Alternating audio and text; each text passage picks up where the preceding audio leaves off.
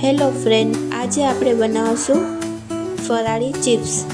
શ્રાવણ મહિનામાં તમે પણ તમારા ઘરે જરૂર બનાવજો ફરાળી ચિપ્સ. તેની માટે આપણે જોશે કાચા બટેટાને છોલી નાખવાના છે અને આ રીતના ચિપ્સ પાડી લેવાની છે.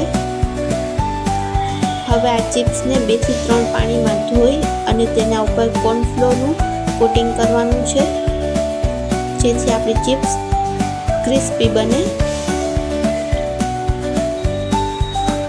આ રીતના કોટિંગ કરી અને રાખવાની છે. ચિપ્સ તળવા માટે આપણે તેલ લેશું. તેલને ફૂલ ગરમ નથી કરવાનું, નહીંતર આપણી ચિપ્સ લાલ થઈ જશે.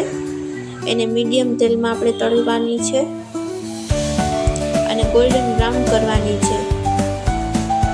જો ફૂલ તેલમાં તમે તળશો તો તે પણ કાચી રહી જશે, એટલે આપણે મીડિયમ તેલમાં તળવાની છે.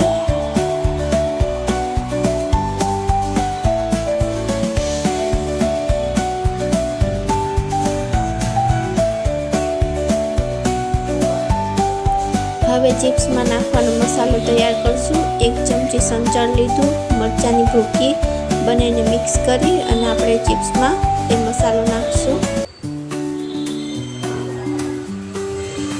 આપણી ચિપ્સ તૈયાર થઈ ગઈ છે. હવે આપણે એને પેપરમાં કાઢી લેશું.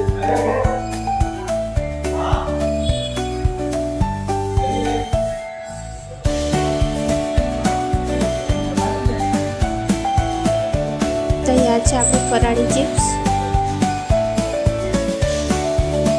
તમે પણ ઘરે બનાવજો શ્રાવણ મહિનામાં ફરાળી ચિપ્સ. તેને આપણે તળેલ મરચાં સાથે પણ ખાઈ શકીએ છીએ, દહીં સાથે પણ ખાઈ શકીએ છીએ.